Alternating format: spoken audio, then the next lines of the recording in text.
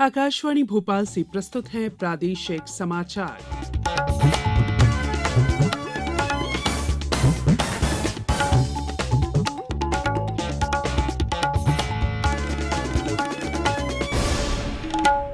नमस्कार, समाचारों के साथ मैं संयुक्ता बैनर्जी।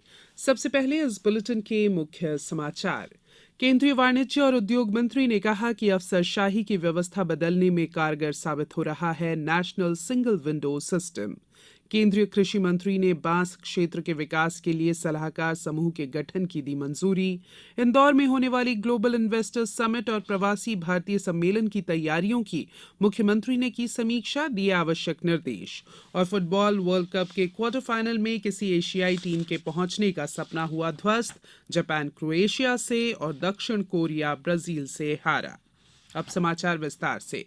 वाणिज्य और उद्योग मंत्री पीयूष गोयल ने कहा है कि अफसरशाही की व्यवस्था बदलने के प्रधानमंत्री नरेंद्र मोदी के दृष्टिकोण को साकार करने में national single window system NSWS मददगार साबित हो रहा है। उन्होंने बताया कि पैन यानी स्थायी खाता संख्या को मंत्रालयों और राज्यों के बीच आंकड़ों के अनुप्रयोग, प्रोग्रामिंग, इंटरफेस एकीकरण के लिए अनूठी पहचान के रूप में उपयोग में लाया जा सकता है, ताकि कारोबार के लिए एकल व्यावसायिक यूजर आईडी सुनिश्चित की जा सके। उन्होंने ये भी कहा कि नेशनल सिंगल विंडो सिस्टम आंकड़ों की प्रतिलिपि कम करने में सहायक होगा और इसके माध्यम से विभिन्न प्रकार के फॉर्मों में एक ही आंकड़े डालने में सुविधा होगी।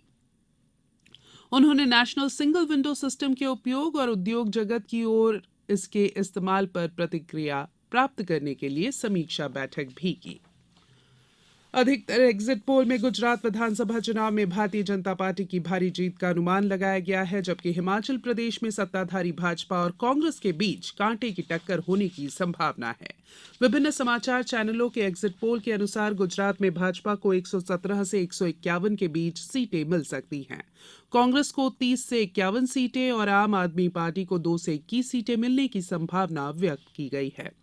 हिमाचल प्रदेश में भाजपा को 24 से 42 और कांग्रेस को 24 से 40 सीटें मिलने का अनुमान लगाया गया है। आम आदमी पार्टी को 10 से भी कम सीटें मिलने के आसार हैं। केंद्रीय कृषि मंत्री नरेंद्र सिंह तोमर ने बांस क्षेत्र के विकास को सुव्यवस्थित करने के लिए एक सलाहकार समूह के गठन को मंजूरी दे दी है। समूह में शिक्षाविदों, शोधकर्ताओं, नवोन्मेषकों, प्रगतिशील उद्यमियों, डिजाइनर, किसान नेताओं, विपणन विशेषज्ञों और नीति निर्माताओं सहित विभिन्न साझेदारों का प्रतिनिधित्व है। बांस मूल्य श्रृंखला से संबंधित सभी वर्गों के बीच तालमेल के माध्यम से इस क्षेत्र के विकासात्मक ढांचे में सुधार के लिए अंतर मंत्रालयी और सार्वजनिक निजी परामर्श की परिकल्पना की गई है। केंद्र प्रायोजित योजना के रूप में 2018-19 के दौरान पुनर्गठित राष्ट्रीय बांस मिशन शुरू किया गया था। ये मुख्य रूप से उत्पादकों को उपभोक्ताओं से जोड़ने के लिए बांस क्षेत्र की एक पूर्ण मूल्य श्रृंखला के विकास पर केंद्रित है। मार्च 2020 में कोविड महामारी के बाद ब्रिटेन के नागरिकों के लिए भारत फिर से ई वीजा सुविधा शुरू करेगा। ब्रिटेन में भारत के उच्चायुक्त विक्रम के दोरेस्वामी ने बताया है कि ई वीजा सेवा शुरू करने की जल्द ही घोषणा की जाएगी। उन्होंने कहा कि सुविधा बहाल होने से ब्रिटेन के नागरिक भारत में आसानी से यात्रा कर सकेंगे। इससे पहले अगस्त में ब्रिटेन के आव्रजन आंकड़ों में कहा गया था कि भारतीयों को सबसे अधिक संख्या में ब्रिटेन में अध्ययन, काम और आगंतुक वीजा जारी किया गया है। राष्ट्र आज भारत रत्न डॉक्टर भीमराव अंबेडकर को उनके 67वें महापरिनिर्वाण दिवस या पुण्यतिथि पर श्रद्धांजलि दे रहा है। राष्ट्र निर्माण में डॉक्टर अंबेडकर के योगदान को प्रदर्शित करने के लिए देश भर में कई कार्यक्रम आयोजित किए जा रहे हैं। गणमान्य व्यक्ति और सांसद नई दिल्ली में संसद भवन परिसर में डॉक्टर अंबेडकर की प्रतिमा पर श्रद्धांजलि अर्पित करेंगे। भारतीय संविधान के जनक डॉक्टर अंबेडकर न्यायवादी, अर्थशास्त्री, राजनेता और समाज सुधारक थे। उन्होंने वंचितों, महिलाओं और श्रमिकों के सामाजिक भेदभाव के खिलाफ अभियान चलाया था। उन्हें 1990 में मरणोपरांत भारत रत्न से सम्मानित किया गया था। ये समाचार आप आकाशवाणी भोपाल से सुन रहे हैं। हमारे समाचारों को अब आप कभी भी और कहीं भी अपनी सुविधा के अनुसार सुन सकते हैं। ये समाचार बुलेटिन यूट्यूब, ट्विटर और फेसबुक पर AIR न्यूज भोपाल पेज पर सुने जा सकते हैं। इसके अलावा आप हमारी वेबसाइट newsonair.com पर या AIR न्यूज ऐप पर भी समाचार सुन सकते हैं। ब्रेक के बाद बुलेटिन में एक बार फिर आप सभी का स्वागत है। मुख्यमंत्री शिवराज सिंह चौहान ने कहा है कि जनवरी में इंदौर में हो रही ग्लोबल इन्वेस्टर्स समिट और प्रवासी भारतीय सम्मेलन में विभिन्न देशों से महत्वपूर्ण प्रतिनिधियों को आमंत्रित किया गया है। उद्देश्य ये है कि देश विदेश के महत्वपूर्ण औद्योगिक संस्थान मध्य प्रदेश में अधिक से अधिक निवेश करें।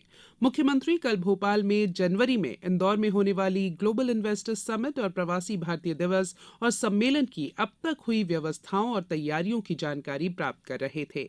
बैठक में उन्होंने कहा कि औद्योगिक नीति और निवेश प्रोत्साहन विभाग के साथ ही अन्य संबंधित विभाग भी विभिन्न सेक्टर में निवेश वृद्धि के लिए आवश्यक प्रयास करें। विभागों के परस्पर समन्वय से इस समिट और सम्मेलन को अच्छी सफलता मिलेगी। श्री चौहान ने कहा कि विशेष रूप से ऊर्जा, पर्यटन, कृषि, खाद्य प्रसंस्करण, रियल एस्टेट आदि क्षेत्रों में उपलब्ध संभावनाओं के अनुरूप निवेश आने में आसानी होगी। गौरतलब है कि 8 से 10 जनवरी तक प्रवासी भारतीय दिवस सम्मेलन और 11 और 12 जनवरी को ग्लोबल इन्वेस्टर्स समिट के लिए इंदौर में इस साल के शुरू से ही जरूरी तैयारियां शुरू कर दी गई थी।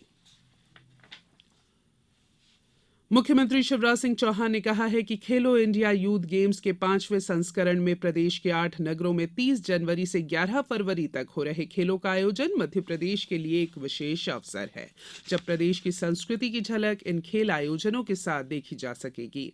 मुख्यमंत्री श्री चौहान ने खेलो इंडिया यूथ गेम्स के आयोजन की तैयारियों की बैठक में जानकारी प्राप्त की। खेल और युवा कल्याण मंत्री यशोधरा राजे सिंधिया भी इस दौरान उपस्थित थी। गौरतलब है कि प्रदेश की राजधानी भोपाल सहित इंदौर, ग्वालियर, उज्जैन, जबलपुर, मंडला, बालाघाट और माहेश्वर में 30 जनवरी से 11 फरवरी तक विभिन्न खेल गतिविधियां होंगी। इनमें 6000 से अधिक खिलाड़ी हिस्सा लेंगे। फुटबॉल विश्व कप के क्वार्टर फाइनल में किसी एशियाई टीम के पहुंचने का सपना कल टूट गया, जब नॉकआउट मुकाबले में जापान की टीम क्रोएशिया से पेनल्टी शूटआउट में और दक्षिण कोरिया की टीम ब्राजील से हार गई। कल कतर में हो रहे फीफा वर्ल्ड कप फुटबॉल में क्रोएशिया और ब्राजील क्वार्टर फाइनल में पहुंच गए हैं। अंतिम 16 के मुकाबले में क्रोएशिया ने जापान को पेनल्टी शूटआउट में 3-1 से पराजित किया, वहीं ब्राजील ने दक्षिण कोरिया को 4-1 से हराया। अतिरिक्त समय तक दोनों टीमें एक एक गोल कर बराबरी पर थी। शुक्रवार को क्वार्टर फाइनल में ब्राजील का सामना क्रोएशिया से होगा। अंतिम 16 में आज रात 8:30 बजे मोरक्को का सामना कतर से और देर रात 12:30 बजे पुर्तगाल का मुकाबला स्विट्जरलैंड से होगा। अब कुछ समाचार संक्षेप में। गुजरात विधानसभा चुनाव के दूसरे और अंतिम चरण में कल करीब 60% मतदान हुआ। सामाजिक न्याय और निःशक्तजन कल्याण विभाग कल 7 दिसंबर को दिव्यांगों के लिए इंदौर जिला दिव्यांग पुनर्वास केंद्र में रोजगार मेले का आयोजन करेगा। गुना के राघौगढ़ में शासकीय स्नातक महाविद्यालय में उद्यमिता विकास के लिए कल शिविर और करियर प्रदर्शनी का आयोजन किया गया।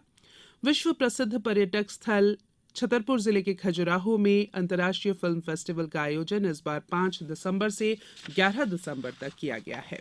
खंडवा में श्री दादाजी दरबार में कल केशवानंद महाराज की बरसी पर धूमधाम से उत्सव मनाया गया। बरसी उत्सव में प्रदेश सहित महाराष्ट्र, गुजरात, दिल्ली और नागपुर और देश भर से श्रद्धालु दर्शन को आए।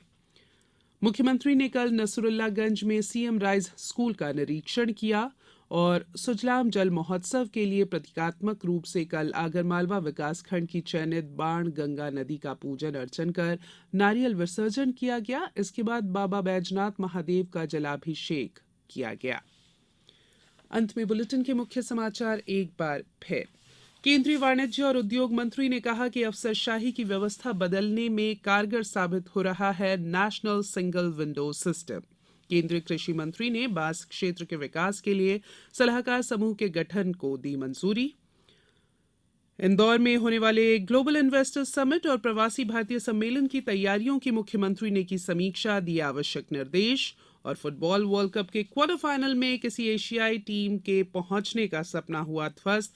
जापान क्रोएशिया से और दक्षिण कोरिया ब्राजील से हारा। बुलेटिन में इतना ही। इजाजत दीजिए। नमस्कार।